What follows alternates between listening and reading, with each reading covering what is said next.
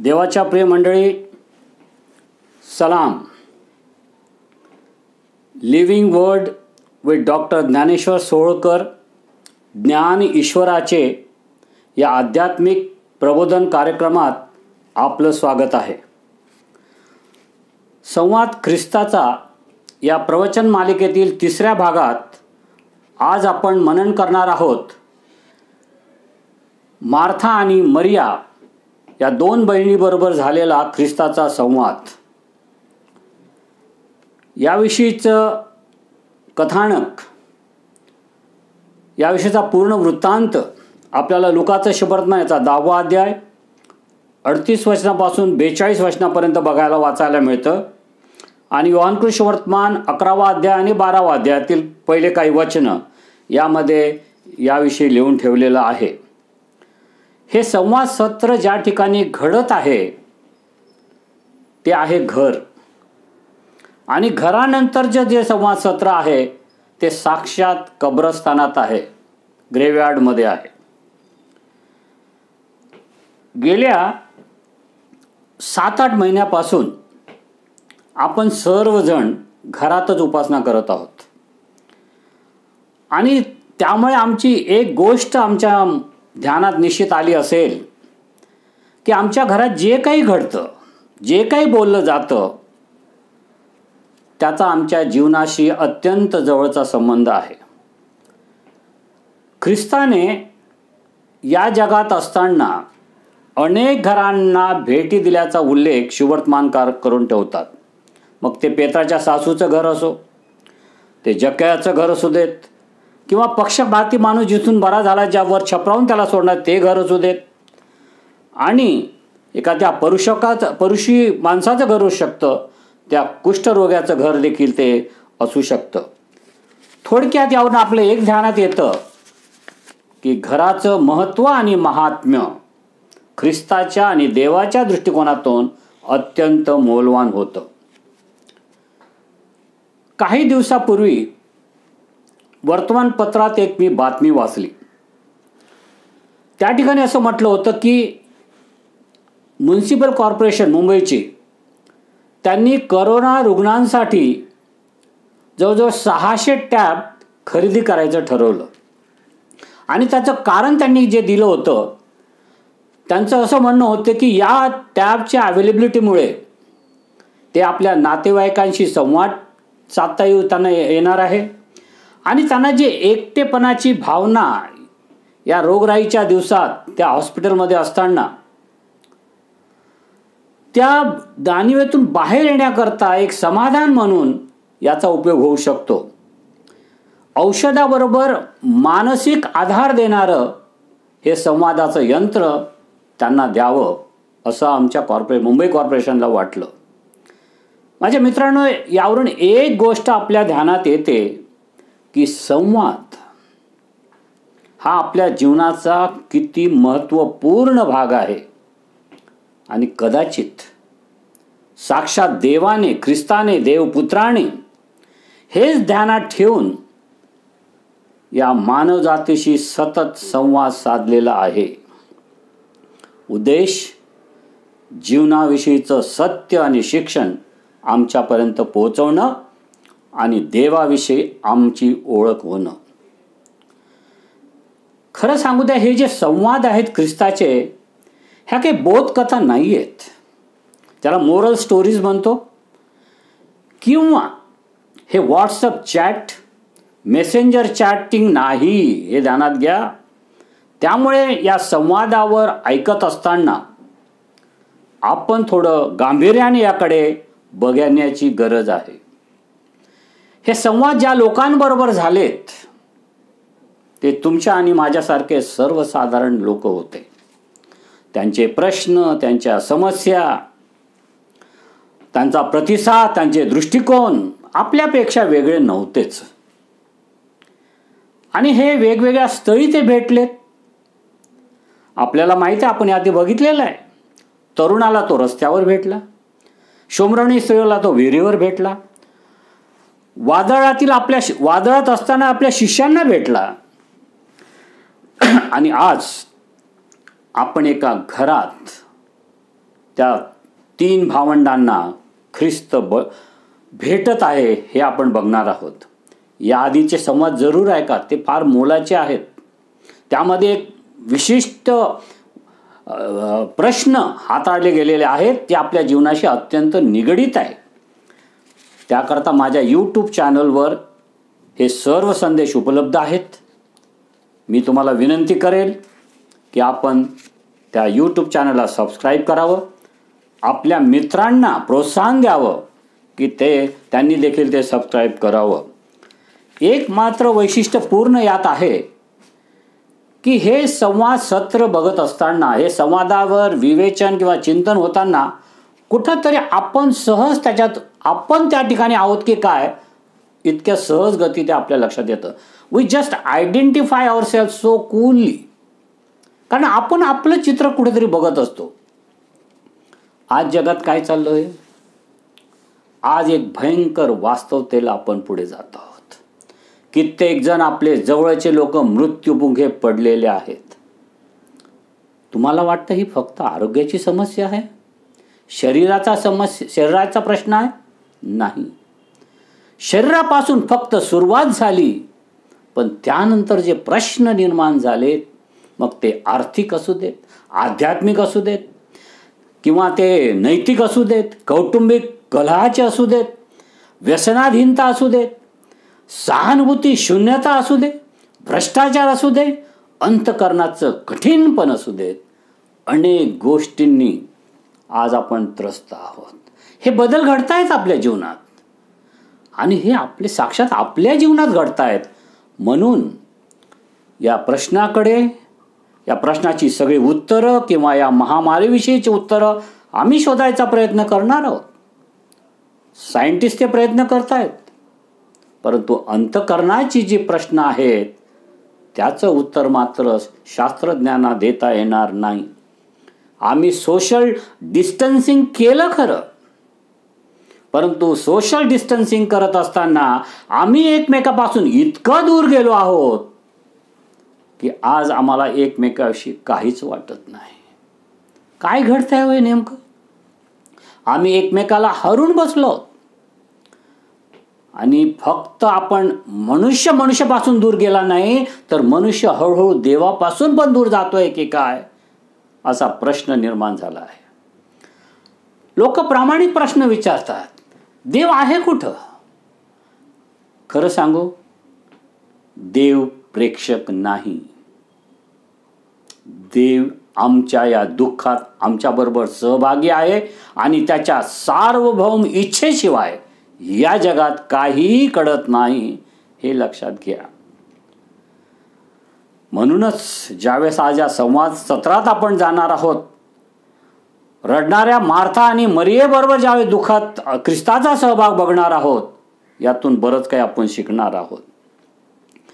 मग आपल्या प्रश्नाची जर उत्तर पाहायची असतील तर आपल्याला एकच स्थळ आहे ज्या ठिकाणी गेलं पाहिजे, ते आहे साक्षात ख्रिस्ताच्या चरणी.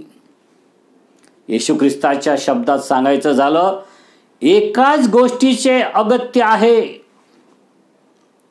आणि ती गोष्ट जाणून घेण्याकरता आपल्याला मार्था आणि मरिया यांच्याबरोबर घडलेले संवाद सत्र याकडे आपल्याला वेगळ्या विचारांनी जवळ जावं लागेल. ख्रिस्ताचा प्रत्येक शब्द आपल्याला विचारास प्रवृत्त करणार आहे. इतकंच केवळ नाही, तर त्या प्रत्येक विधानातून तो आमच्या अंतःकरणाला हात घालणार आहे, आणि आपण त्याला संपूर्णपणे समर्पण करणार आहोत, हे विसरू नका. संवाद मोलाचे असतात नाही? संवादामुळे संबंध प्रस्थापित होतात, हे ध्यानात घ्या. जर 2 लोक बोललेच नाहीत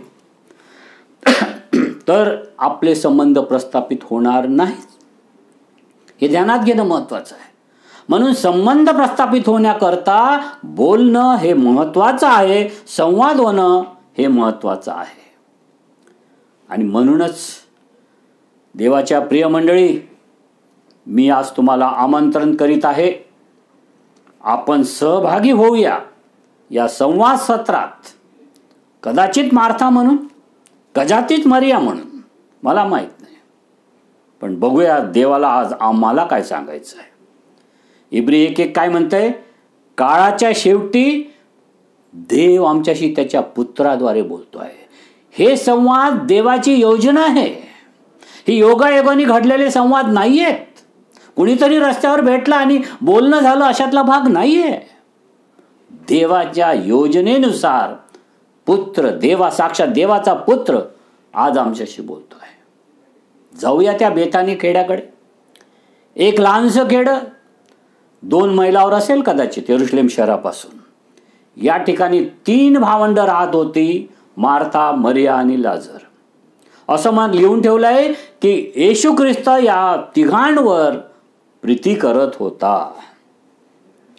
आणि आज त्यांच्या घरात येशू ख्रिस्ताचं येणं त्याचं एकमेव कारण काय असेल तर देव त्यांच्यावर प्रेम करत होता. ख्रिस्त त्यांच्यावर प्रेम करत असतो. कदाचित आज ख्रिस्त जर आपल्या घरात येत असेल तर तो केवळ तुमच्यावर प्रेम करतो म्हणून तो येत आहे, हे ध्यानात घ्या. एक लक्षात घेतलं पाहिजे, येशू ख्रिस्ताकडे जे काही लोक आलेत ते काहीतरी मिळेल या आशेने आलेत. परंतु मार्था आणि मरिया ह्या 2 बहिणी येशू ख्रिस्ताकडे यासाठी आल्या की त्यांनी विचार केला की मी ख्रिस्ताला काय देऊ शकतो. ख्रिस्ताला देण्याकरता आलेल्या ह्या 2 बहिणी हा आमचा आदर्श ठरावा. मागायला तर नेहमीच जातो, कधीतरी द्यायला गेलो आहोत. विचार करूया. हा ख्रिस्ताने आपल्या मित्रांशी केलेला प्रामाणिक संवाद आहे. या संवादामध्ये कोण मोठं कोण लहान हा प्रश्न, समस्या नाही आहे. मार्था मोठी की मरिया मोठी, ख्रिस्ताने याविषयी काहीही भाष्य केल्याचं आपल्याला बघायला मिळत नाही. या ठिकाणी त्या व्यक्ती किंवा त्यांचं कार्य कोणाचं मोठं याविषयी तुलना देखील नाही आहे. तर त्यांच्या स्वभाव जे आहेत यापेक्षा त्यांचं जे कॅरेक्टर त्याकडे बघण्याचा प्रयत्न केलेला आहे. एक व्यक्ती मार्था, तिला she is busy always doing something. आणि एक Mary, she was not interested in doing something but being something. करण्यापेक्षा मी जे स्वतः काय आहे ख्रिस्ताच्या नजरेत ते प्रकट करण्याचा प्रयत्न ती करते आहे. मार्था फटकळ आहे बोलायला, बडबडी आहे, व्यस्त आहे, कार्यरत आहे, रिझल्ट ओरिएंटेड आहे, मल्टीटास्किंग करणारी आहे. तर त्या उलट मरिया शांत स्वभावाची, रिलेशनल, अत्यंत शांत राहून धीराने ख्रिस्ताच्या चरणी बसलेली ही मार्था आम्हाला बघायला मिळते. खरं सांगू, या संवाद सत्रात आपण एक गोष्ट ध्यानात घेणं महत्त्वाचं आहे की आज मंडळीला दोघांची गरज आहे. मग ती मार्था असो की ती मरिया असो, आपण प्रत्येक जण आपल्या जीवनाद्वारे, आपल्या कार्याद्वारे आपण देवाच्या सेवेत व्यस्त आहोत. आणि अशा वेळेस आपण काही गोष्टी महत्त्वाच्या असतात आणि त्या महत्त्वाच्या गोष्टीमध्ये काही गोष्टी तातडीच्या असतात. आणि त्याकडेच आज आपण लक्ष वेधणार आहोत. जाऊया तर त्या कथानकाकडे. वृत्तांत बघूया काय म्हणते वचन. लुकाचं शुभवर्तमान वचन अध्याय 10 आणि 38 मध्ये म्हटलंय, तिनं त्याचं स्वागत केलं. स्वागत आणि आदरातिथ्य यामध्ये फरक आहे. आणि त्या ठिकाणी असं म्हटलंय ते पुढे जात असता, म्हणजे हा फक्त ख्रिस्त नाहीये. त्या ठिकाणी मार्थेने ज्यांचं स्वागत केलं तो फक्त ख्रिस्त नव्हता. जर 12 शिष्य आपण समजले मिनिमम, आणि हे भावंड तर कमीत कमी 16 लोक त्या ठिकाणी आहेत. आणि त्यांचं स्वागत मार्थेने आपल्या घरात केलं असं म्हटलेलं आहे. त्या काळी स्त्रीच्या नावावरून घराची ओळख नव्हती. त्या कल्चरमध्ये तसं होतं. माहीत नाही, कदाचित ती विधवा असावी म्हणून तिला मार्थेचं घर असं देखील म्हटलं असावं. त्याचं स्वागत केलं. माझ्या प्रिय मित्रांनो, एक ध्यानात घ्या, ख्रिस्त आमच्या घरात जबरदस्तीने कधीही घुसणार नाही. ना तो तुमच्या घरात घुसणार आहे, ना तुमच्या अंतःकरणात घुसणार आहे, कारण आमचा देव घुसखोर देव नाही. तुम्हाला त्याचं स्वागत करावं लागेल. काय असतो स्वागत? स्वागत म्हणजे सर्वसाधारणतः आपल्याला वाटतं या, बसा, चहा घ्या. नाही, इतकं तो शब्दच, स्वागत तो शब्द आहे ना, फार अर्थपूर्ण शब्द आहे. हा मूळ भाषेत हा शब्द आहे हुपादे कोमा. हुपादे कोमा या शब्दाचा अर्थ आहे admit one under one's roof. आपल्या छताखाली कोणाला तरी येण्याची परवानगी देणं. And receive him as guest under personal responsibility. स्वतःच्या वैयक्तिक काळजी घेण्याकरता त्याला तुम्ही परवानगी देत आहात येण्याकरता, आणि तुम्ही त्यांची काळजी घेण्याचं त्याला वचन देत आहात, आणि तुम्ही सर्व गरजा त्याच्या पुरवणार हे आश्वासन देता. तो शब्द आहे स्वागत करणं. सहज म्हटलंय मी ख्रिस्तालाचं माझ्या घरात स्वागत करतो, इतकं सोपं नाही आहे. हे या, बसा, चहा प्या आणि जा, इतकं सोपं नाही. हे पाळकीय व्हिजिट नाही आहे हो देवाची. आणि हा शब्द लक्षात घ्या. रहाब वेश्येनी ज्यावेळेस ते हेर आले होते त्यांच्याकरता त्यांचं जे स्वागत केलं, हा शब्द आहे. फार मोलाचा शब्द आहे प्रियांनो. आज कदाचित हे संवाद सत्र ऐकत असताना ती ख्रिस्ताची वाणी तुमच्याकडे येऊ शकते. तो दारात तो ठोठवताय, ते ठोठवणं ऐकू येऊ शकतं. स्वागत करायला विसरू नका. मग पुढं काय घडलं? मार्थेने स्वागत तर केलं. आलेत ख्रिस्त महाराज आतमध्ये, गुरुजी बसले, स्थानापन्न झालेत, आणि थोडंसं बोलणं चालणं झालं. थोडा वेळ कदाचित मार्था देखील बसली असे, आणि लगेच मार्था त्या ठिकाणी निघून गेली. असं घडतं का हो? कधी घडलंय तुमच्या जीवनात? माझ्या जीवनात घडलंय. आपण कुणाच्या तरी घरी पाहुणपणाला जातो, भेटायला जातो, आणि त्या घराची जी प्रमुख व्यक्ती असते ती तुम्हाला फक्त त्या हॉलमध्ये बसून ठेवते आणि सांगते, बसा इथं पाळक साहेब, मी बघतो काय करायचं ते. असं घडते. मार्थेनं तसंच केलं. पाहुणे माणसाचं पाहुणपण तिला मोठं वाटलं. तिनं पाहुणपण करण्याकरता प्रयत्न केले, पण त्याच्याजवळ बसली नाही.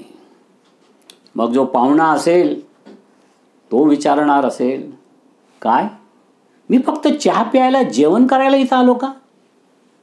ख्रिस्ताला तसंच वाटलं असेल. प्रश्न एकच आहे, ती करत होती ख्रिस्तासाठी, त्याबद्दल तिची वाहवा केलीच पाहिजे, कौतुक केलं पाहिजे. परंतु जे काही करत होती ती ख्रिस्ताशिवाय करत होती. इथंच तर चूक करत होती. She was working for Christ but not with Christ. हे सत्य आहे, ध्यानात घ्या. ख्रिस्ताने 2 विधानं या बहिणींच्या संदर्भात वापरली आहे. ती महत्त्वपूर्ण आहे. ती तुम्हाला त्यांच्या जीवनाविषयी, त्यांच्या जीवनाचा जो काही जीवनक्रम आहे, जे प्लस मायनसचे काही दाखवलं आहे, कमी जास्त पण दाखवलं आहे, याकडे तुम्हाला घेऊन जाणार आहे. पहिलं विधान जे मार्थे करताय, मार्थे मार्थे, तू पुष्कळ गोष्टीविषयी काळजी व दगदग करतेस, परंतु एकाच गोष्टीचं अगत्य आहे. ख्रिस्ताने बोट ठेवलं त्या ठिकाणी, सांगितले तू फार काळजी आणि दगदग करते आहेस, पण याची गरज नाही. आणि मरियेच्या संदर्भात त्यांनी काय म्हटलेलं आहे? मरियेने तर चांगला वाटा निवडून घेतला आहे, तो तिच्यापासून काढून घेतला जाणार नाही. वाव. तिनं चांगला वाटा निवडून घेतला आहे. तिनं स्वइच्छेने हे निवडलं आहे. आणि तू स्वइच्छेने काय निवडलं? काळजी आणि दगदग. आणि हेच या ठिकाणी आपण बघतो. थोडं त्या मार्थाकडे आणि तिच्या अंतःकरणात, तिच्या त्या चारित्र्यात, तिचं जे बिईंग आहे त्यामध्ये आपण थोडं डोकावून बघूया. ती जे काही करत होती ती ख्रिस्तासाठी करत होती. आपण सगळे म्हणतो ख्रिस्ता तुझ्याच साठी रे, आहे ना. प्रत्येक जण आपण ख्रिस्तासाठी, ख्रिस्तावर प्रेम करतो आणि त्याच्यासाठी जे काही शक्य आहे तो आपण करायचा प्रयत्न करतो. परंतु मगाशी सांगितलं, she was doing everything for him but without him. जे काही आमची सेवकाई आहे, जे काही आमचं जीवन आहे, त्यामध्ये जर ख्रिस्त नसेल, ख्रिस्ताचं नाव घेऊन आपण मी देवा तुझ्यासाठी करतो आहे असं होत नाही. तसं होत नाही. मला माहिती आहे असे लोक ज्या ख्रिस्ताच्या नावाने डोनेशन जमा करत होते. कशासाठी? ख्रिस्तासाठी, मिशनसाठी. पण ख्रिस्त दिसत नव्हता. एक महत्वाचं ध्यानात आपण घेतलं पाहिजे. ख्रिस्ताशिवाय आपली सेवकाई, आपलं जीवन शून्य आहे. कारण योहान 15:5 या ठिकाणी असं म्हटलंय, माझ्यापासून वेगळे असल्यास तुम्हाला काहीही करता येणार नाही. स्पष्ट विधान आहे. माझ्याशिवाय तुम्हाला काहीही करता येणार नाही. ते सत्य आहे. आणि या ठिकाणी मार्था तोच प्रयत्न करते आहे. ख्रिस्ताशिवाय, ख्रिस्ताच्या चरणी न बसता, ख्रिस्ताला काय पाहिजे हे न विचारता, काय जेवण पाहिजे कदाचित विचारलं असेल, परंतु तुम्हाला काय आवडतं, तुमची माझ्याकडून काय अपेक्षा आहे, हे जर विचारलं असतं तर ते फार मोलाचं ठरलं असतं. कदाचित ते जे काही ती करत होती ती एक रिस्पॉन्सिबिलिटी, एक ड्युटी, माझी जबाबदारी म्हणून ती करत होती. त्यात मोटिवेशन आपल्याला दिसत नाही. आपण काय करतो हे तिला मोलाचं होतं. ख्रिस्ताला काय पाहिजे याची तिला किंमत नव्हती. त्यांनी काय विचारलं पण नाही. लक्षात ठेवा, मगाशी मी सांगितलं, she was working for Christ. ज्यावेळेस आपण देवासाठी, ख्रिस्तासाठी कार्य करतो त्यामध्ये एक प्रश्न काय आहे, त्यावेळेस आपण स्वतःवर अवलंबून राहतो. स्वतःच्या बळावर आपण करायचा प्रयत्न करतो. पण ज्यावेळेस आपण ख्रिस्ता बरोबर काही करतो त्यावेळेस आपण ख्रिस्तावर अवलंबून राहतो. हा फरक आहे. तिचे हात तर चालू होते, हँड्स वर ऍक्टिव्ह, परंतु अंतकरण, हार्ट वॉज स्ट्रगलिंग. दोनामध्ये मेळ नव्हता. Hands and heart should go together when we serve our Lord. दोघांमध्ये भिन्नता होती. हात चालू होते. तिचा तो बिझी ॲटिट्यूड मध्ये ती गर्क होती. कधी कधी आपल्याला वाटतं बिझी असणं हे स्टेटस सिम्बॉल झालं. नाही, आपण बिझी आहोत, प्रवचनकार बिझी आहेत, जे सेवकाई करणारे ते बिझी आहेत, हे आपल्याला सांगायला पण मोठं पण वाटतं. आणि त्यावरून आपण ठरवतो माणूस किती मोठा आहे. खरं सांगू, बिझीनेस म्हणजे ब्लेसेडनेस नाही. बिझीनेस म्हणजे ब्लेसेडनेस नाही, हे मंडळी ध्यानात घ्या. मत्थ्याच्या शुभवर्तमानात 7वा अध्याय 21 आणि 23 वचनात असेच काही लोक ख्रिस्ताला भेटतात आणि ते सांगतात, आम्ही तुझ्यासाठी व्यस्त होतो, आम्ही तुझ्या नावाने भूत काढलीत, संदेश दिलीत, महत्कृत्य केलीत. त्यांना ख्रिस्त काय म्हणतो, माझी तुमची कधीच ओळख नव्हती, माझ्या समोरून जा. व्यस्त होती ही मंडळी भूतकेत काढण्यामध्ये, महत्कृत्य करण्यामध्ये, संदेश देण्यामध्ये, सेवा, सगळ्या प्रकारची सेवा करण्यामध्ये व्यस्त होते. पण ख्रिस्तांनी सांगितलं, तुमची ही सेवा मला मान्य नाही, मी तुम्हाला ओळखत नाही. इशारा आहे मंडळी, तुम्ही कुठं व्यस्त आहात यापेक्षा तुम्ही कुणाबरोबर व्यस्त आहात हे महत्वाचं आहे. कारण तुमच्या कार्यात जर ख्रिस्त दिसणार नसेल तर ती सेवा नाही. कारण मत्ते 4 काय म्हणते, मनुष्य केवळ भाकरीने नाही तर त्याच्या मुखातून निघणाऱ्या प्रत्येक शब्दाने वाचेल. तिची काळजी भाकरीची होती. ती ख्रिस्तासाठी भाकर करण्याची काळजी करत होती. पण जो साक्षात जिवंत भाकर होता त्याच्याकडे दुर्लक्ष झालं. आज कदाचित आपणही असं स्वागत करत आहोत का ख्रिस्ताचं? ख्रिस्त आला द्वारी तुझ्या हृदयाशी. भेटलात, बोललात त्याच्याशी कधी? आज तर कदाचित ख्रिस्त आम्हाला साक्षात शरीरात तर दिसणार नाही. मग आपण काय करणार? एक मेणबत्ती लावणार, एक ऑल्टर करणार, काही चित्र लावणार ख्रिस्ताची कपोलकल्पित. हे स्वागत नाही. जोपर्यंत आम्ही ख्रिस्ताशी बोलणार नाही आणि ख्रिस्ताचं ऐकणार नाही, हे घडणं अशक्य आहे.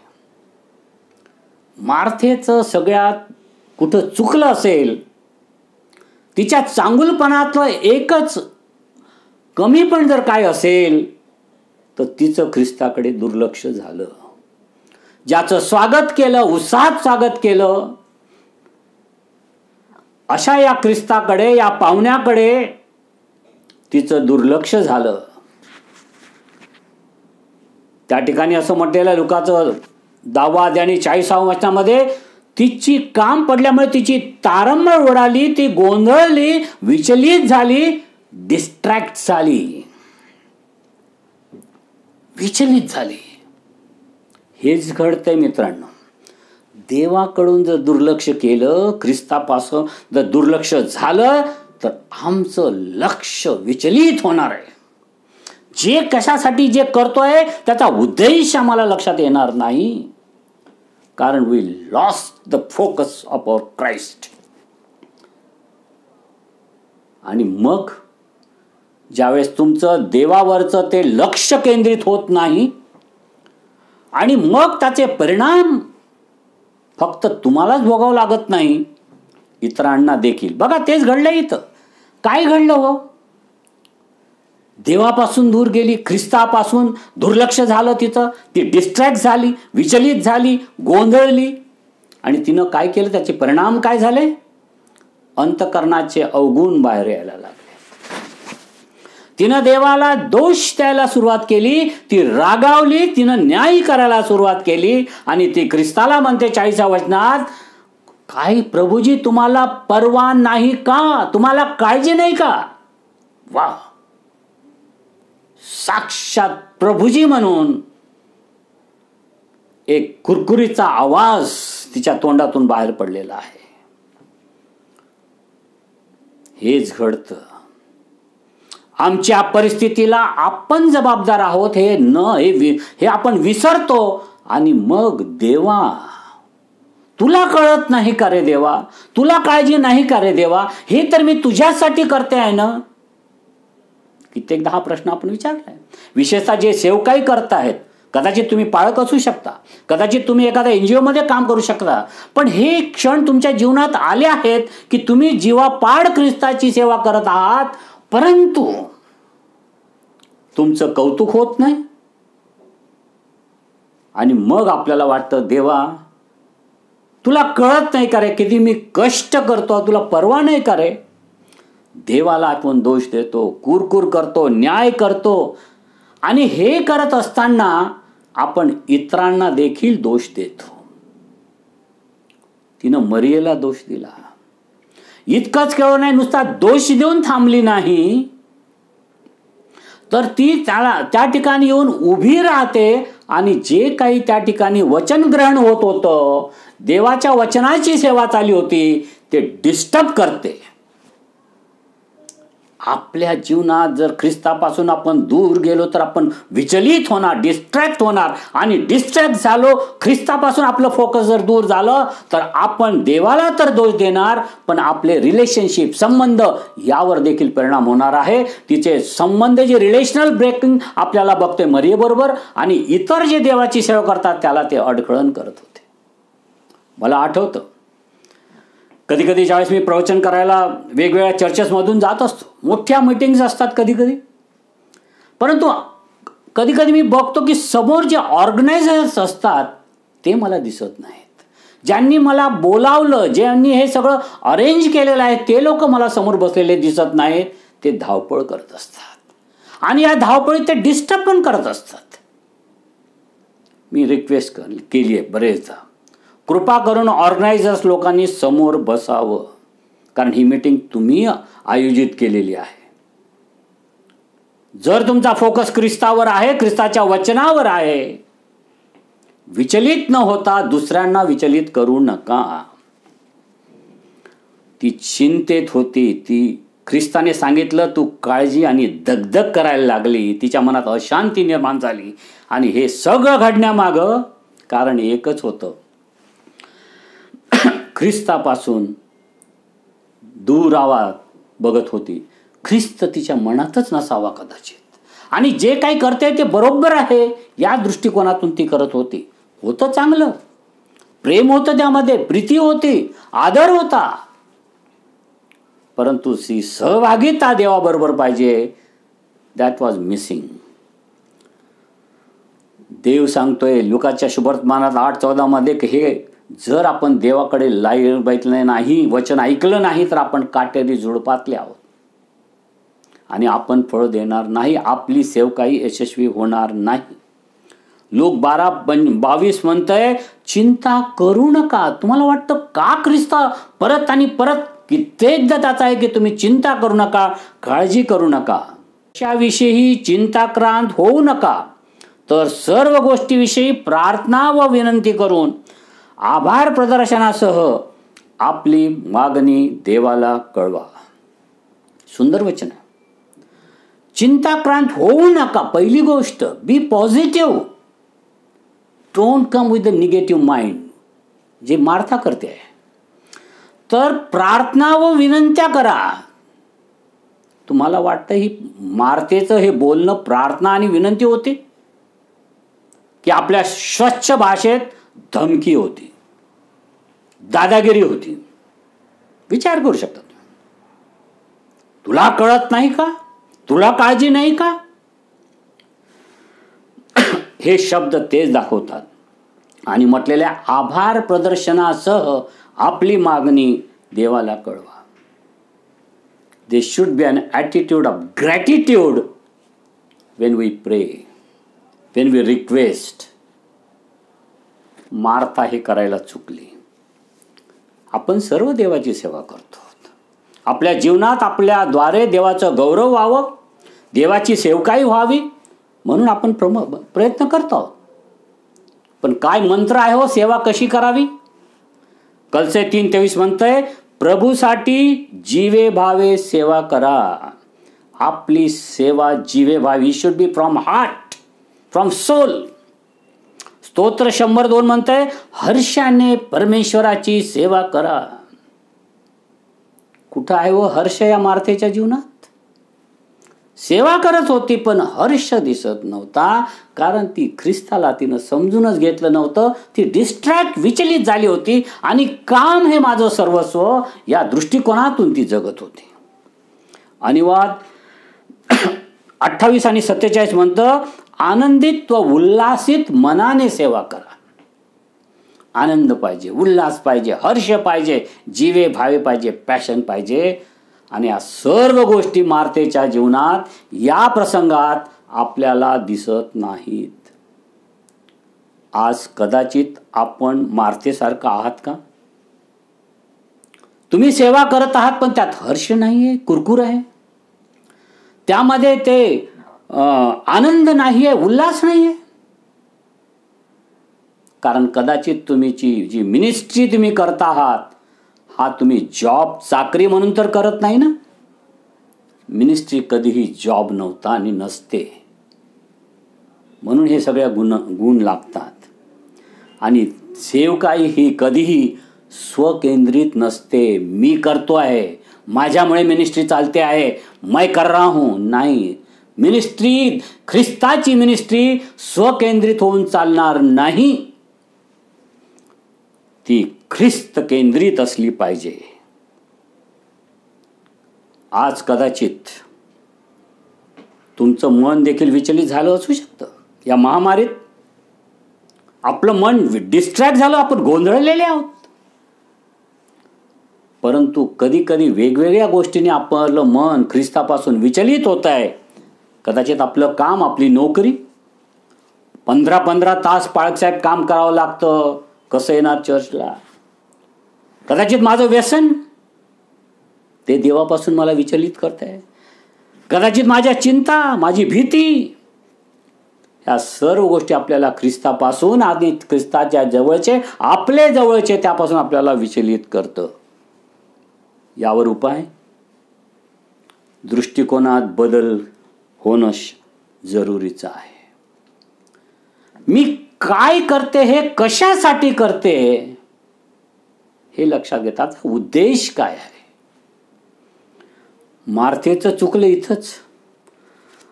तिचा दृष्टिकोन स्वतःविषयीचा चुकला, ख्रिस्ताविषयीचा चुकला, आणि जे काही ती करत होती त्या सेवकाई विषयीचा देखील चुकला. मग एवढ्या सर्व चुका घेऊन मार्था त्या ठिकाणी आली आहे. ख्रिस्ताचा, गुरुचा रिस्पॉन्स काय आहे मित्रांनो?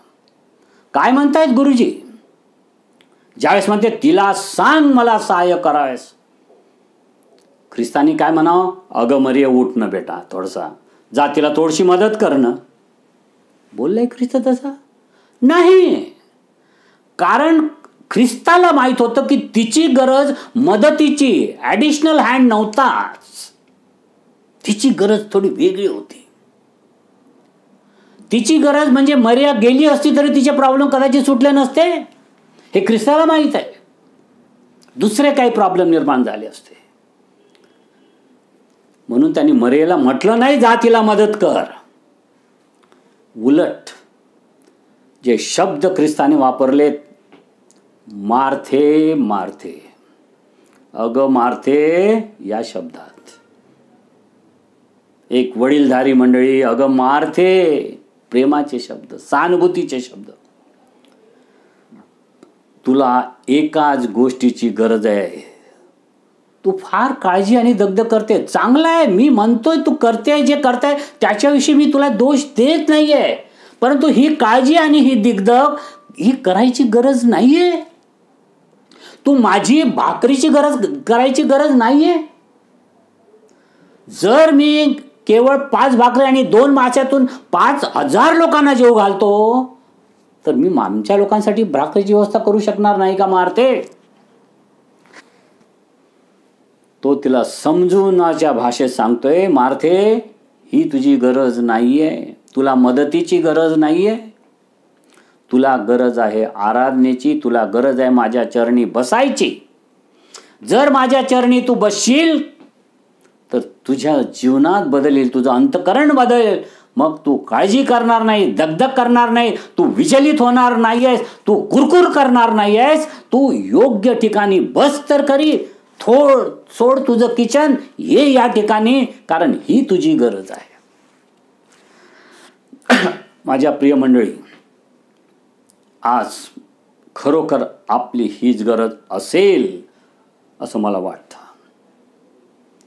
आपल्याला हा महत्त्वपूर्ण मंत्र ध्यानात घेणं जरुरी आहे आणि ते आहे ख्रिस्त चरणी बसणे आणि त्याचं ऐकणं.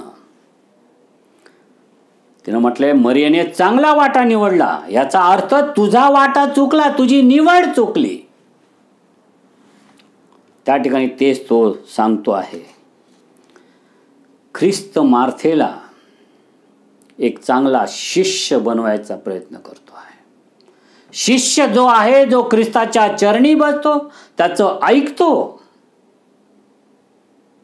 ते खरं गुण आहेत. कारण जर कुणाचं ख्रिस्तावर प्रेम आहे, योहानाच्या शुभवर्तमानात 14व्या अध्यायात म्हटलं आहे, जर तुम्ही माझी वचनं पाळाल तर तुमची माझ्यावर प्रीती आहे, आणि नसेल तर मी कोणती मिनिस्ट्री करते याला महत्व नाही. मी भूत काढलीत, हिलिंग केलं, मी अमुक अमुक महत्कृत्य केले, एवढे प्रवचन दिले, झूट, काही फायदा नाही आहे. ख्रिस्त सांगतोय माझ्या चरणी बस. हीच खरी आज आपली गरज आहे माझ्या प्रिय मित्रांनो. बघूया मरियेकडे. मार्था तर कळली आम्हाला. जर आपण मार्थेचं जीवन जगत असाल, चांगलं वाटतं जरूर. ख्रिस्ताने मार्थेला दोष दिला नाही, तिला धमकावलं देखील नाही आहे, प्रेमाने समजून सांगितलंय. आज तोच ख्रिस्त तुम्हाला प्रेमाने म्हणतो आहे, तुमचं नाव काही असो, हे विजय विजय,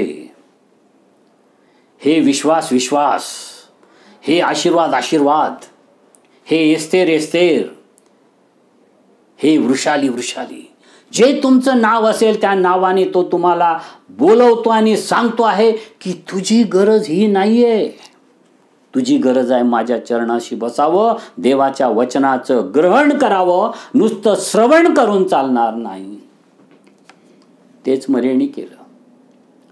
काय म्हटलेलं आहे मरियेविषयी वचन 39 मध्ये? तीही प्रभूच्या चरणाजवळ बसून त्याचे भाषण ऐकत राहिली. आणि याला शब्द आहे चांगला वाटा. खरं तर त्या काळी रब्बीच्या पायाजवळ बसणं स्त्रियांनी याला परवानगी नव्हती. 4 चौघात तुम्ही रब्बीशी बोलू शकत नव्हता एक स्त्री म्हणून, त्याची देखील परवानगी नव्हती. परंतु समाजाकडे दुर्लक्ष करून तिनं ख्रिस्ताकडे लक्ष वेधलंय. हे हिच्या जीवनात महत्वाचं आहे. या ठिकाणी चरणाशी बसली आणि नंतरच्या याच्यात आपण बघतो की तिने आपली केस सोडून त्याची पाय पुसलेत. हे पण तत्कालीन रीतीला धरून नव्हतं. तिच्या मनात एकच होतं, माझ्या ख्रिस्ताला काय पाहिजे. तिच्या मनात होता फक्त ख्रिस्त, त्याचीच गरज आहे आम्हाला. ज्यावेळेस मार्थाने तिच्या विरुद्ध तक्रार केली, एखादी जर बहीण असती, अरे ती वेडी झाली, अशीच बोलत राहते, एकसारखी बडबड करत राहते, काहीतरी सांगितलं असतं. मार्थेनं तिच्या तोंडातून एकही शब्द काढला नाही. याला म्हणतात धीर, याला म्हणतात सहनशीलता. जी तिला मिळाली साक्षात ख्रिस्ताच्या शब्दातून, वचनातून, सहवासातून. हे आपल्याला विसरता येणार नाही. पुढे आपल्याला बघायला मिळतं, घराविषयी ज्यावेळेस बोलतात, शुभवर्तमान घेतात, मार्थेचं घर. मरियेचं जे स्थान आहे त्याविषयी जर जाणून घ्यायचं असेल तर योहान शुभवर्तमानात जो 11व्या अध्यायातील जो लाजराला जिवंत केल्याचा जो वृत्तांत आहे, त्या म्हटलेला आहे की मरियेकडे आलेल्या यहुद्यांनी ख्रिस्तावर विश्वास ठेवला. कोण आहे हो मीडियम? जे मरियेकडे आले होते, मार्थेकडे नाही. गावानी या 2 बहिणींमधला डिफरन्स ज्याला म्हणतात, विरोधाभास त्यांच्या लक्षात आला होता. ते मरियेकडे आलेत आणि या मरियेकडे आलेल्या सगळ्या लोकांनी ख्रिस्ताचा स्वीकार केला. Martha was the boss at home, पण Maria was acceptable by the full village, कारण तिचा योग्य वाटा होता. ती त्याच्या चरणाजवळ बसली. महत्वाचा शब्द आहे. पायाशी बसणं आणि कुणाच्या पायाशी बसणं हे देखील मोलाचं आहे. आजकाल लोक कुठे बसतात पायाशी. ती प्रभूच्या पायाशी होती. मला ते नावा टिळकांचं गाणं नेहमी आठवतं. माझं आवडतं गाणं आहे उपास संगीतातलं 310 क्रमांकाचं. तव चरणी मन लीन असू दे, तुझ विन मजला दिसे तसे हे स्मशान केवळ विश्व दिसू दे. देवा तुझ्या चरणी माझं मन लीन असू दे, नुसतं शरीर नाही मनाने. ख्रिस्ताच्या चरणी बसणं म्हणजे ही मनाची गोष्ट आहे, जीवाची गोष्ट आहे, आत्म्याची गोष्ट आहे असे कविवर्य म्हणतायत. आणि चरणी बसणं याचा अर्थबोध जर व्हायचा असेल तर गुरु शिष्याचं ते नातं आहे. गुरुच्या चरणी नेहमी शिष्य बसतो. आणि प्रेषित 22 आणि 3 मध्ये पाऊल हेच सांगतो ना, मी गमलिएलच्या चरणाजवळ मोठा झालो आणि त्या ठिकाणी मला शिक्षण मिळालं. चरणी बसणं हा शब्द प्रयोग गुरु शिष्याच्या नात्यावर प्रकाश टाकणारा आहे. त्यामध्ये आदर आहे, त्यामध्ये अधिकार आहे देवाला, त्यामध्ये एक सेवकाईचा ॲटिट्यूड आहे आणि त्याच्या चरणी बसायला गुरुची संमती लागते. आणि आपण ते स्वतःहून केलं पाहिजे, हे व्हॉलेंटरी असलं पाहिजे. चरणी बसणं म्हणजे फक्त ज्ञानार्जन मिळावं, ज्ञान प्राप्त व्हावं हा भाग नाही आहे. त्याच्या चरणी बसलं म्हणजे माझ्या जीवनात बदल घडावा, माझं जीवन बदलावं हा मागचा उद्देश आहे. येशू ख्रिस्त आपल्या शिष्यांची तयारी करत होता आणि या 12 शिष्यांपेक्षा अनेक शिष्य होते, त्यापैकी हे 3 होते. त्यांची तयारी, त्यांचं मोल्डिंग, त्यांची जी तयारी होती ते या ठिकाणी घडत आहे. आणि टिळकांच्या भाषेतच चरणी बसणे म्हणजे मन, आत्मा आणि जीव, शरीर संपूर्ण घेऊन ख्रिस्ताच्या चरणी लीन होणं, याला म्हणतात चरणी बसणं. चरणी बसल्याशिवाय शिष्य होता येणार नाही, हे ध्यानात घेणं जरुरीचं आहे. ख्रिस्ताच्या चरणी बसणं हे शांतीचं स्थळ आहे. त्या ठिकाणी आनंद आहे, त्या ठिकाणी विश्रांती आहे. लुकाचं शुभवर्तमान 8वा अध्याय आणि 35व्या वचनात गर्सेकर प्रांतातील तो भूतग्रस्त आठवा, ज्याच्यामधून ख्रिस्ताने पूर्ण सैतानाचं सैन्य बाहेर काढलं.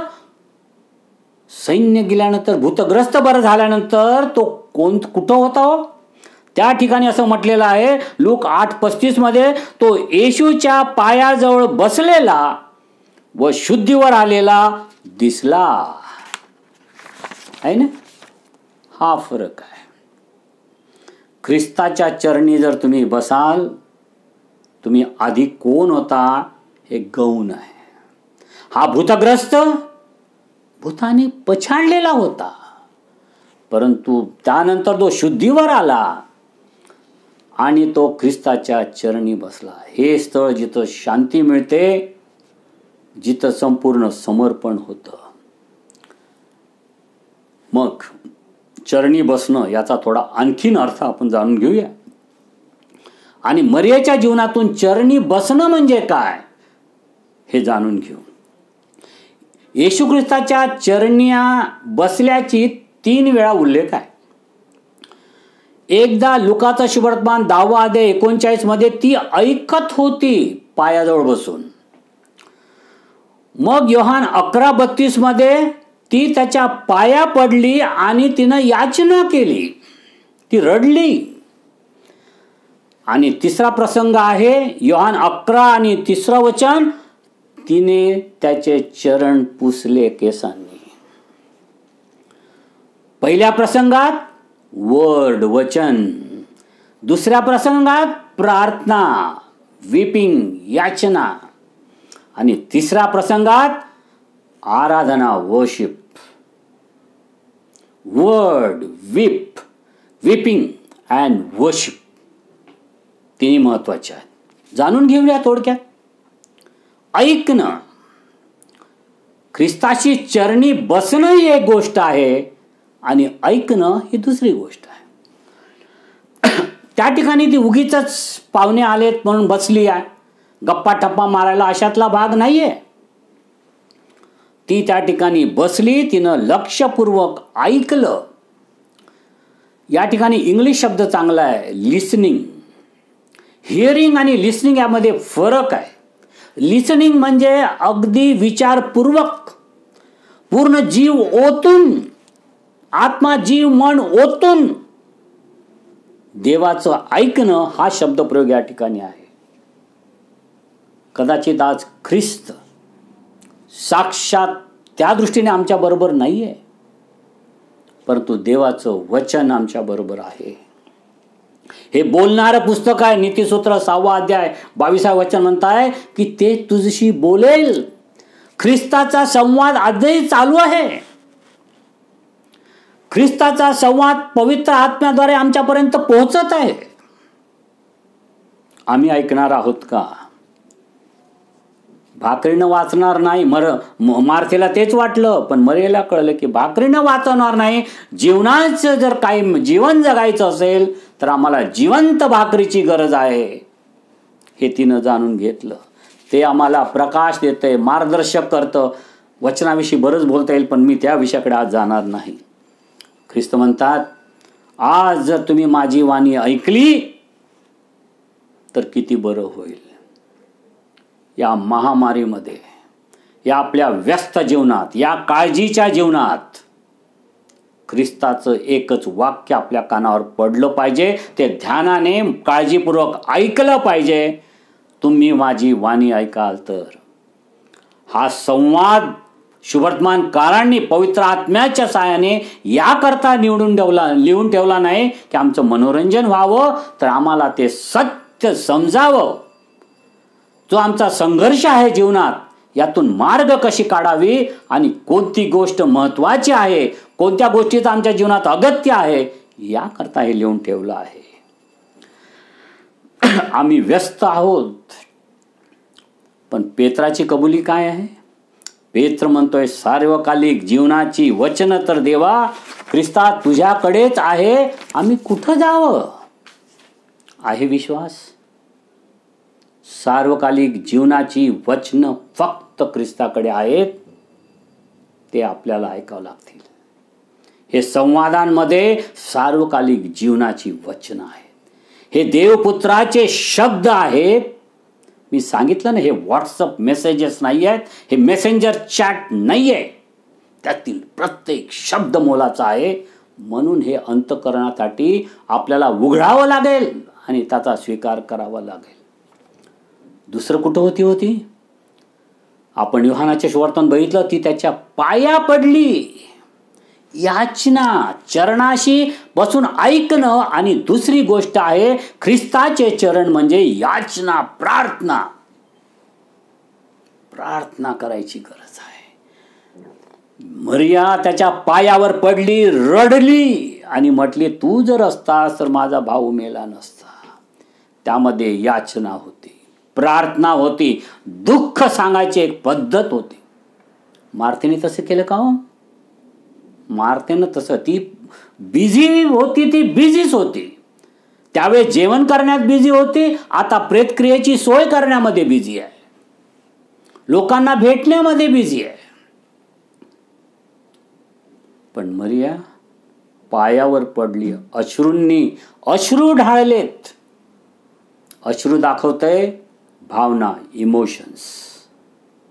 आमच्या प्रार्थनांमध्ये जर भावना नसतील तर ती फक्त मंत्र होतील, ती पोपटपंची होईल. ख्रिस्ती प्रार्थना, देवाशी बोलणं हे भावनेशिवाय शक्य नाही. अंतःकरणापासून आलंय. ही शब्दाची कसरत नाहीये. आपण किती मोठी प्रार्थना करतो, किती चांगली करतो, झूठ. कुठून करतो? अंतःकरणापासून आहेत, इमोशन्स आहेत, त्याकडे याचना करतो आहोत आम्ही. आणि ज्यावेळेस तिनं ती प्रार्थना केली, परिणाम काय झाला हो? ख्रिस्त आत्म्यात खवळला आणि विव्हळला असं म्हटलंय. आणि म्हटलंय, येशू रडला. येशू रडला. हाच प्रश्न मार्थेने ख्रिस्ताला केला की तू जर या ठिकाणी असतास तर माझा भाऊ मेला नसता. आणि तिला कोणता काय प्रतिसाद दिला ख्रिस्ताने? थिओलॉजिकल. तो तिसऱ्या दिवशी उठणार. तिला थिओलॉजी समजून सांगितली, धर्मशास्त्र समजून सांगितलं, पण मरियेने पण तोच प्रश्न केला, तू जर असतास तर तो मेला नसता. त्याला उत्तर दिलं ख्रिस्ताने अश्रूला उत्तर अश्रूंनी दिलं. तुम्ही कशी प्रार्थना करता हे मोलाचं आहे. येशू रडला. 2 प्रतिसाद, एक प्रश्न 2 प्रतिसाद. एकामध्ये थिओलॉजिकल आन्सर, एकामध्ये अंतकरणापासून अश्रूने उत्तर. हे एकच सांगतं की देव आमच्या बरोबर आहे. He is with us. प्रेक्षक नाहीये. आणि तिसरं, तिने चरण पुसले असं योहान 12 मी त्याकडे फार आतमध्ये जाणार नाही. तिनं त्याची आराधना केली. ती ख्रिस्ताकडे पायाशी या करता आली की ख्रिस्ताचे आभार मानण्याकरता की ख्रिस्ताने तिच्या भावाला जिवंत केलं. She came with an attitude of gratitude. आणि ती नुसती alone thank you Jesus, thank you Lord, नाही भाषणबाजी करायला, फॉर्मॅलिटी करायला मरिया त्या ठिकाणी आली नाही. देवाचे आभार मानणं ही फॉर्मॅलिटी नाही. देवाचे आभार मानणं म्हणजे कृतज्ञता व्यक्त करणं, देवाच्या वेदीसमोर जाणं. ही आपली जी ओंजळ कृतज्ञतेची घेऊन देवाच्या दारात जाणं, त्याला आराधना म्हणतात. आम्ही नेहमी देवाच्या दारात झोळी घेऊन जातो. झोली लेके आया हूं, झोली भर के लेके जाऊंगा. नाही, ती आली ओंजळ कृतज्ञतेची घेऊन. अलाबास्तर कुपी तिनं फोडली, त्याच्या चरणावर ओतली आणि स्वतःच्या केसांनी त्याचे सगळे पाय धुवून टाकले. यामध्ये आदर होता, नम्रता होता, त्यामध्ये कृतज्ञता होती. ज्यावेळेस आपण आराधना करतो, ध्यानात घ्या, आराधना म्हणजे देवाला देणं. मी याविषयी अनेकदा बोललोय. कधी कधी ज्यावेळेस मी लोकांना विचारतो, आपण मोठमोठ्या कॉन्सर्टला जातो आणि मोठी कॉन्सर्ट होते, मोठी चांगली, मग आपण विचारतो कसं वाटलंय, म्युझिक कसं होतं, how was the music. Brother me blessed झालो, आय हॅव बीन ब्लेस्ड. झूट. तुम्हाला काय मिळालं आराधनेत हे महत्वाचं नाहीये. तुम्ही आराधना म्हणजे देवाला तुम्ही काय दिलं. अब्राहम आणि इसाकाची गोष्ट बघा. तो आपल्या सेवकांना म्हणतो मी वर जाऊन आराधना करून येतो. तो वर डोंगरावर आराधना करायला गेला. साक्षात आपल्या मुलाचा बळी, दान, सॅक्रिफाईस देवाला देत होता. ते मागे लोक ख्रिस्ताकडे आले, त्यांनी काय म्हटलं, त्यांनी आपल्या झोळ्या उघडल्या, खजिना उघडला आणि आपलं सगळं त्याच्या चरणी ओतून त्याचं नमन केलं, आराधना केली. आराधना इज ऑलवेज गिव्हिंग. हे ध्यानात घ्या. तेच तिनं केलेलं आहे. आपल्या आराधनेमध्ये नम्रता असला पाहिजे, त्याग असला पाहिजे.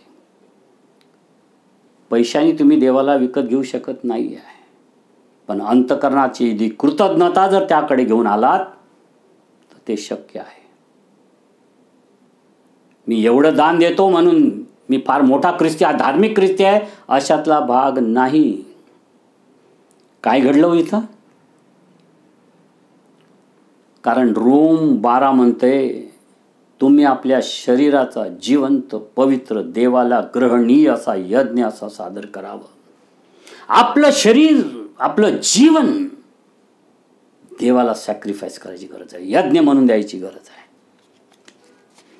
आणि याचा परिणाम, या आराधनेचा परिणाम काय झाला माझ्या प्रिय मित्रांनो? मार्क 14 आणि 9 मध्ये म्हटलं आहे की ही जी आराधना असेल, it has become the best example of what worship is. Worship काय असते त्याचं सगळ्यात मोठं उदाहरण या ठिकाणी ख्रिस्तानी लिहून ठेवलं आणि सांगितलं आहे. त्या ठिकाणी असं म्हटलंय की ज्या ज्या ठिकाणी सुवार्ता सांगितली जाईल त्या त्या ठिकाणी हिचा उल्लेख केला जाईल. What a gift. काय आशीर्वाद मिळाले. 3 गोष्टी. देवाच्या चरणी बसून ऐकणं म्हणजे 3 गोष्टी.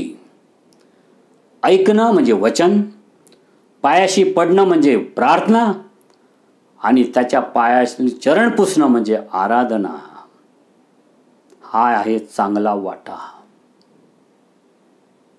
का म्हटलं ख्रिस्ताने की मरियाने चांगला वाटा निवडलाय?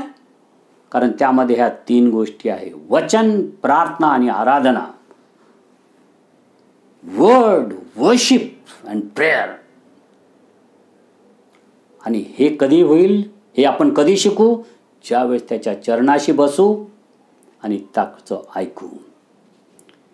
शेवटी मार्था आणि मरिया यामध्ये जर सारांश बघितला, काय दिसतं हो? Martha was interested in doing something, करण्यामागं. आणि Maria, she was interested in being something what God wants. Martha was more interested in the responsibility, जबाबदारी. आणि Maria was more interested in relationship. नाही का? तिला संबंध महत्वाचे होते, जबाबदारी गौण. तिसरी महत्वाची गोष्ट, मार्थाला भाकर खाऊ घालण्यात इंटरेस्ट होता, त्यामध्ये तिची काळजी होती. परंतु मरिया ची जिवंत भाकर साक्षात खाण्यामध्ये तिला स्वारस्य होतं, जे योहान 6:35 मध्ये म्हटलंय. तिला ती जीवनाची भाकर महत्वाची वाटली, जगिक नाही. मार्था लेबरिंग, कष्ट करणं, आणि मरिया लिसनिंग, ऐकणं. एक कष्ट आणि एक ऐकणं, वाटा फरक आहे. वर्कर, एक वर्कर होती, एक वर्शिपर होती, वेगवेगळे आहे. एक सर्व करते आहे आणि एक ऐकते आहे. आणि एकाचं मार्था डिस्ट्रॅक्ट झाली आणि मरियाने डिवोशन केलं. या ठिकाणी आपण एक महत्त्वाचं बघतो प्रियांनो, तिने चांगला वाटा निवडला. चांगला वाटा हा शब्द पवित्र शास्त्रामध्ये, स्तोत्रामध्ये अनेकदा आलेला आहे. चांगला वाटा स्तोत्रकर्ता म्हणतो की गॉड इज माय पोर्शन, तो माझा वाटा आहे. देवाची सहभागिता, देवाबरोबर बसणं, यापेक्षा मोठा वाटा असूच शकत नाही. हा वारसा आहे, वतन म्हटलेलं आहे. तुम्ही बघा, त्या यहोशुआच्या पुस्तकात आहे, त्यांना याजक वृत्ती हा वारसा देण्यात आलेला आहे, जमीन जुमला नाही दिलेला आहे. देवाच्या चरणी बसणं, त्याचं ऐकणं, त्याची प्रार्थना करणं, त्याची आराधना करणं, हा देवाकडून मिळालेला आशीर्वाद आहे.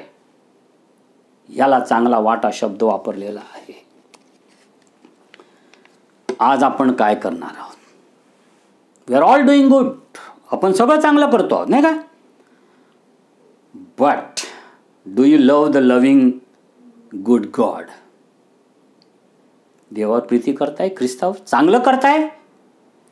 पण त्याच्यासाठी चांगलं करण्याकरता योहान 14:23 मध्ये बघितलं, ज्याची माझ्यावर प्रीती असेल तो माझे वचन ऐकेल, तो माझ्यासाठी भाकरीची व्यवस्था करेल, ते नाही, जो माझी वचन ऐकेल. ही प्रायोरिटी आहे.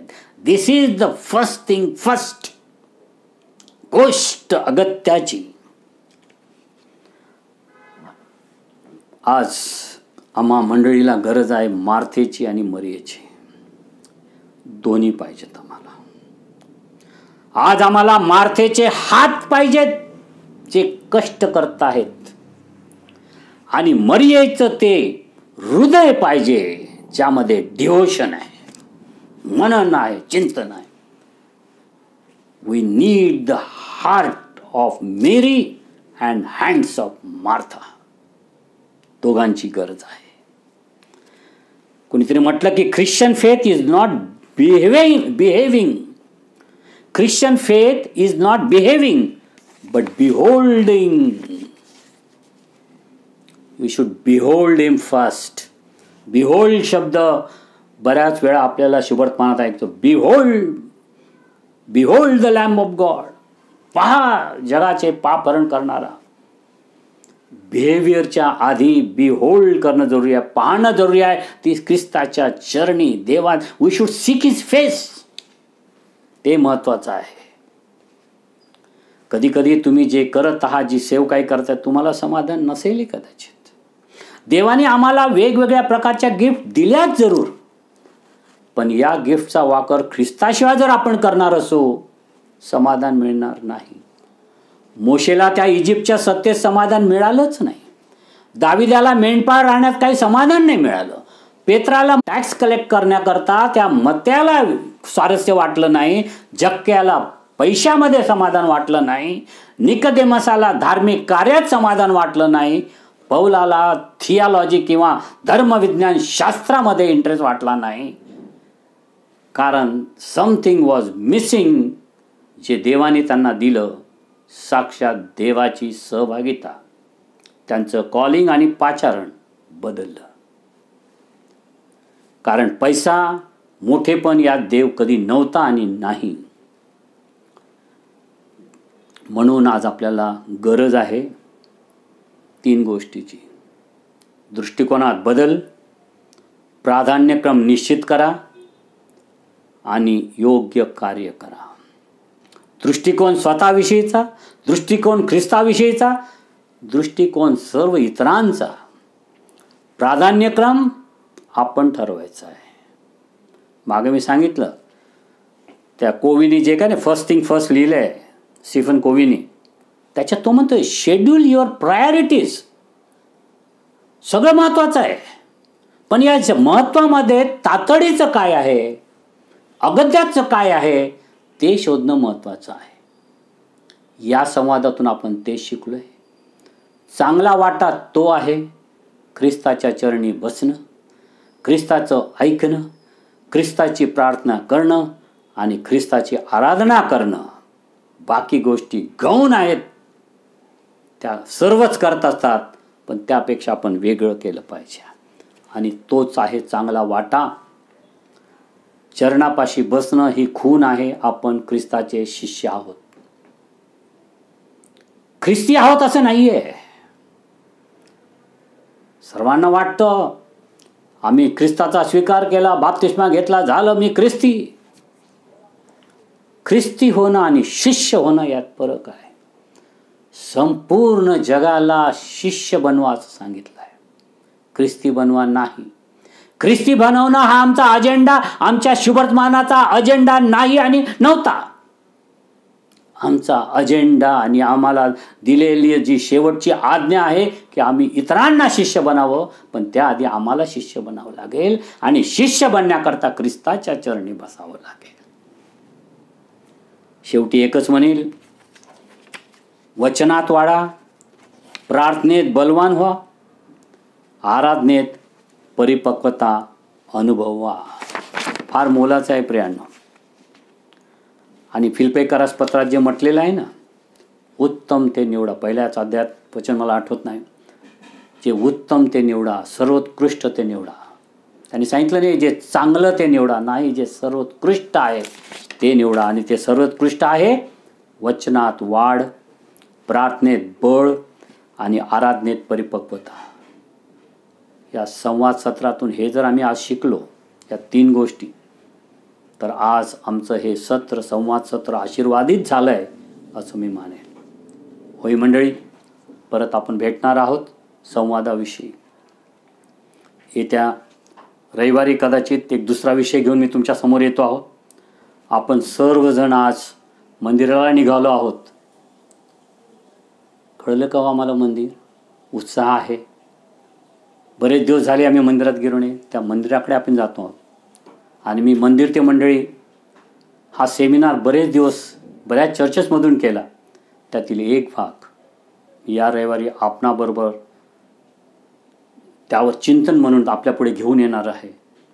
मंदिर असतं तरी काय, ज्या मंदिरासाठी आज आपण तडफडतो आहोत आराधनेकरता जाण्याकरता, त्या मंदिरात जाऊन आज प्रार्थना करावी. मी बघितलं लोकांना किती आनंद आहे चेहऱ्यावर भक्ती करण्याचा. कारण आज आपल्या मंदिरात साक्षात त्या भक्तिस्थळाविषयी त्यांची आदर, त्यांच्या भावना फार महत्त्वाच्या आहे. आणि याविषयी आपण येत्या रविवारी ऐकणार आहोत. होय मंडळी, देवबाप तुम्हाला आशीर्वादित करो. मला खात्री आहे तुम्ही याद्वारे आशीर्वादित झाला असाल. माझे इतर संदेश संवादावरचे हा 3रा भाग आहे. 4था भाग कदाचित थोडा उशिरा येणार आहे, कारण पुढचा महिना ख्रिसमस नाताळाचा आहे आणि नाताळाचे संदेश मी आपणासमोर घेऊन येणार आहे. त्यामुळे 4था भाग संवादाचा कदाचित आपण जानेवारीमध्ये बघूया.